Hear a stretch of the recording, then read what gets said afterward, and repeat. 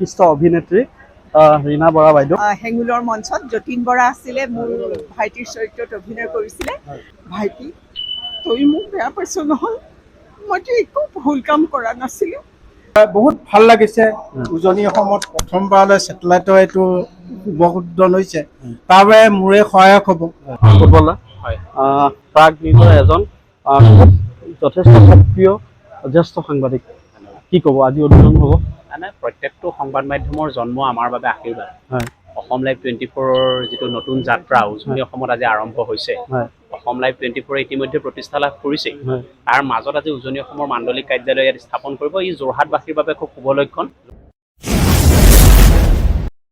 এয়া হৈছে যোৰহাট টাউন, আৰু আপোনালোকে দেখিছে যোৰহাট টাউন এতিয়া আমি খাই ল'ম, ভোক লাগিছে। তাৰপাছত আমি গৈ আছোঁ শ্ব'লৈ, যিটো প্ৰগ্ৰেম আছে অসম লাইভ 24 যিটো চেনেল, সেই চেনেলৰ ইনগ্ৰেশ্যন আছে, ইনগ্ৰেশ্যনৰ প্ৰগ্ৰেমত গৈ আছোঁ। এইখন যোৰহাট টাউন দেখিছে, আৰু যোৰহাট টাউনৰ ওপৰত মই ওপৰৰ পৰা দেখুৱাই আছোঁ যোৰহাট টাউনখন আপোনালোকক, আৰু গাড়ীসমূহ পূৰা ধুনীয়া চলাচল কৰি আছে। আৰু মই আছোঁ এতিয়া বৰুৱা চাৰিআলি, আৰু বৰুৱা চাৰিআলি এখন ৰেষ্টুৰেণ্টত আপোনালোকক দেখুৱালোঁ।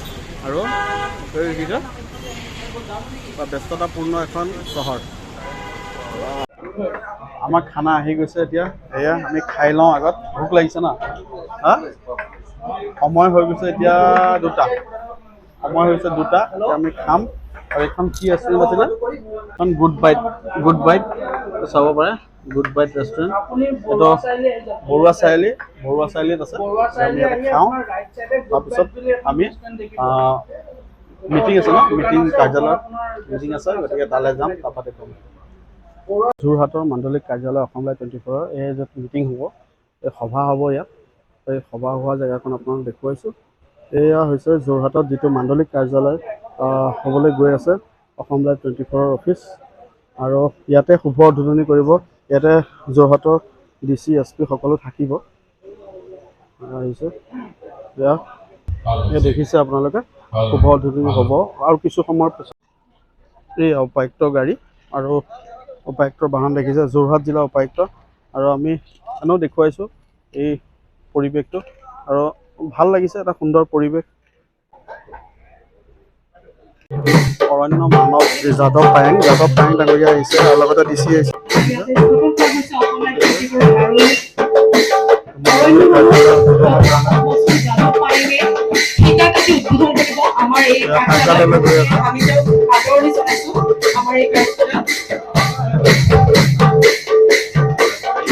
আমাৰ লগত একদম আমাৰ খুব পৰিচিত উৎপল দা আছে আমাৰ লগত। উৎপল দা, একচুৱেলি আজি অসম লাইভ 24ৰ যিটো মাণ্ডলিক কাৰ্যালয়, তাৰ আজি শুভ উদ্বোধনী হ'ব যোৰহাটত। আৰু আপোনাক সকলোৱে চিনি পায় অসমত, বিশেষকৈ যে প্ৰাগ নিউজৰ এজন যথেষ্ট সক্ৰিয় জ্যেষ্ঠ সাংবাদিক, কি ক'ব আজি উদ্বোধন হ'ব? মানে প্ৰত্যেকটো সংবাদ মাধ্যমৰ জন্ম আমাৰ বাবে আশীৰ্বাদ। আৰু প্ৰত্যেকটো সংবাদ মাধ্যমৰ জন্মই সাংবাদিক জগতখনক আচলতে সদায় উত্তোলিত কৰি ৰাখে, সাংবাদিক জগতখনক সদায় ভাল কৰি ৰাখে। অসম লাইভ 24ৰ যিটো নতুন যাত্ৰা উজনি অসমত আজি আৰম্ভ হৈছে, অসম লাইভ 24 ইতিমধ্যে প্ৰতিষ্ঠা লাভ কৰিছে। তাৰ মাজত আজি উজনি অসমৰ মাণ্ডলিক কাৰ্যালয় ইয়াত স্থাপন কৰিব। ই যোৰহাটবাসীৰ বাবে খুব শুভ লক্ষণ যে এটা মাণ্ডলিক কাৰ্যালয় যোৰহাটৰ বুকুচাত জন্ম লৈছে। ই যোৰহাটৰ বাবে শুভ লক্ষণ, যোৰহাটৰ সংবাদ জগতৰ বাবে শুভ লক্ষণ, উজনি অসমৰ সংবাদ জগতৰ বাবে শুভ লক্ষণ। গতিকে আমি আমাৰ ফালৰ পৰা শুভেচ্ছা জনাইছোঁ অসম লাইভ 24 পৰিয়ালৰ স্বত্বাধিকাৰী, ইয়াৰ লগত জড়িত যিসকল এডিটৰিয়েল বডি, ইয়াৰ লগত জড়িত কৰ্মকৰ্তাসকল, আমি একে নাৱৰ যাত্ৰী সাংবাদিকসকল, সকলোকে শুভেচ্ছা জনাইছোঁ। আৰু আশা কৰিম আগন্তুক দিনত অসম লাইভ 24 এটা নতুন যাত্ৰা যোৰহাটৰ বকচাৰ পৰা আৰম্ভ কৰিব। ধন্যবাদ। এতিয়া চলি আছে সম্বৰ্ধনা জ্ঞাপন অনুষ্ঠান, অকণমান দেখুৱাই লওঁ ৰ'ব আপোনালোকক। চব মই ওচৰলৈ গৈ আছোঁ, ওচৰৰ পৰা দেখুৱাই আছোঁ আপোনালোকক। আৰু এই মুহূৰ্তত আমাৰ মাজত আহি উপস্থিত হৈছেহি যোৰহাট জিলাৰ অতিৰিক্ত উপায়ুক্ত ডাঙৰীয়াক আমি মঞ্চত সঁচাকৈ এটা আল্টিমেট প্ৰগ্ৰেম পাতিছে অসম লাইভ 24 নামৰ চেনেলটোৱে। আৰু যোৰহাটৰ এই প্ৰগ্ৰেমটোত পদ্মশ্ৰী যাদৱ পায়েংদেৱক 2 লাখ টকা আৰ্থিক সাহাৰ্য, আৰু লগতে অভিনেত্ৰী ৰীণা বৰা বাইদেউকো 2 লাখ টকা আৰ্থিক সাহাৰ্য আগবঢ়াইছে অসম লাইভ 24ৰ পৰিয়ালে। STC কাটি ভিতৰত তেতিয়া মোৰ হাবিখন হৈ গ'ল। আজিৰ এই শুভ উদ্বোধনী অনুষ্ঠানত উপস্থিত থাকিবলৈ পাই মই নিজকে ধন্য মানিছোঁ। সমগ্ৰ বিশ্বতে অসম লাইভ 24 নাম উজ্জ্বল হ'বলৈ সক্ষম হ'ব আৰু আজি এইখিনি মুহূৰ্তত এই অনুষ্ঠানৰ স্বত্বাধিকাৰীকে প্ৰমুখ্য কৰি সমগ্ৰ কৰ্মকৰ্তা সাংবাদিক সকলোকে মই অন্তৰৰ পৰা মই আশীৰ্বাদ দিছোঁ আৰু শুভেচ্ছা জনাইছোঁ। যিহেতুকে আজি অসম লাইভ 24ৰ মাণ্ডলিক কাৰ্যালয় উদ্বোধন আৰু আপোনাক সকলোৱে জানে, সকলো বিশ্বই জানে, আপুনি আজি এই এটা শুভ অনুষ্ঠানত আপুনি আজি উপস্থিত আছে, কি ক'ব? বহুত ভাল লাগিছে। উজনি অসমত প্ৰথমবাৰলৈ ছেটেলাইটৰ এইটো শুভ উদ্বোধন হৈছে, তাৰ বাবে মোৰে সহায়ক হ'ব। কাৰণ সদায় ভাৰতীয় বা অসমৰ সংবাদ মাধ্যমৰ ওপৰত সদায় শ্ৰদ্ধা থাকি বা পৃথিৱীৰ সংবাদ মাধ্যমৰ লগত শ্ৰদ্ধা থাকি আপোনালোকৰ যিটো কৰণীয় দেশ এটা জাতিৰ উন্নতি কৰিবৰ কাৰণে পৃথিৱীৰ ভাৰসাম্য ৰক্ষা কৰিবলৈ আপোনালোকৰ লিখনিৰ দ্বাৰা এই পৃথিৱীখনক চিৰসেউজীয়া কৰাটো বহু কৰ্তব্য বুলি মই ভাবোঁ। আশা ৰাখিছোঁ আপোনালোক এই চেনেলৰ যোগেদি, ছেটেলাইটৰ যোগেদি আমাৰ অসমবাসী বা ভাৰতবাসী বা বিশ্ববাসীলৈ সেইটো আমি সুখবৰ কঢ়িয়াই আনি বিশ্ববাসীক দিব পাৰোঁ। তাৰ বাবে আপোনালোকৰ পৰিয়ালক ধন্যবাদ জনাওঁ।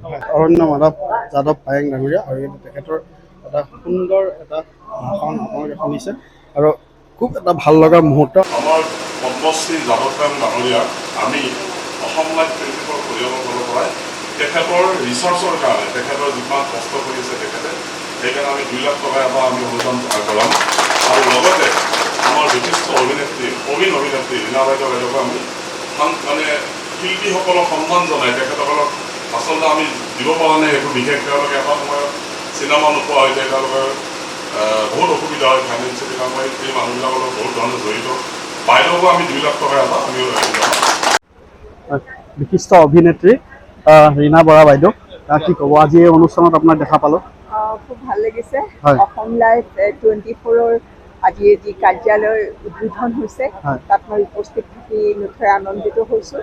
মই এই অনুষ্ঠানৰ স্বত্বাধিকাৰীকে প্ৰমুখ্য কৰি সকলো কৰ্মকৰ্তা, বিষয়ববীয়া আৰু সাংবাদিক বন্ধুসকলক সকলোকে মই শুভেচ্ছা জনাইছোঁ, আশীৰ্বাদ দিছোঁ। সকলোৱে নিজৰ নিজৰ লক্ষ্যত আগবাঢ়ি যাওক, সুন্দৰ বাতৰি পৰিৱেশন কৰি অসম লাইভ 24 বিশ্বতে নাম উজ্বলাবলৈ সক্ষম হওক, ইয়াকে কামনা কৰিছোঁ। বাইদেউ, এটা যদি আপোনাক লগ পাইছোঁ, এটা যদি সংলাপ নহয় তেতিয়াহ'লে আধৰুৱা হৈ ৰ'ব, কওকচোন এটা সংলাপ। এতিয়া সেইখিনি মুহূৰ্তত মোৰ তেনেকৈ মনত নাই, তথাপি মই এটা সৰু সংলাপ এটা কৈছোঁ, মাত্ৰ সৰু এটা 2টা লাইনৰ। মই মাজনিশাৰ চিঞৰ বুলি নাটক এখন কৰিছিলোঁ হেঙুলৰ মঞ্চত। যতীন বৰা আছিলে মোৰ ভাইটিৰ চৰিত্ৰত অভিনয় কৰিছিলে। সেই এটা সৰু সংলাপ এটা কৈছোঁ। মই মানে গাঁৱৰ পৰা আহি টাউনত থাকোঁ, কিবা কিবি অশান্তিৰ কাৰণে বহুত সংঘাত আহি যায়। মই ঘৰলৈ গুচি যাবলৈ ওলাওঁ, গাঁৱলৈ গুচি যাবলৈ ওলাইছোঁ। তেতিয়া মানে মই কওঁ আৰু ভাইটি যতীন বৰাই মানে মোক খুব বেয়াকৈ কৈছিলে। মই তেতিয়া কৈছোঁ যে ভাইটি, তই মোক বেয়া পাইছ নহয়, মইতো একো ভুল কাম কৰা নাছিলোঁ, তই মোক কিয় তেনেকৈ কৈছ? মোক গাঁৱৰ ঘৰত থৈ আহগৈ, মই না, মোক গাঁৱৰ ঘৰত থৈ আহগৈ। ধন্যবাদ। এতিয়া অসম লাইভ 24 যি অনুষ্ঠান হৈছিলে, অনুষ্ঠানৰ এতিয়া সামৰণি পৰিছে। এয়া দেখিছে আমাৰ সকলো ইয়াত উপস্থিত আছে আৰু গতিকে চাই থাকিব অসম লাইভ 24 আৰু লগতে মোৰ চেনেলটো চাই থাকিব। ধন্যবাদ।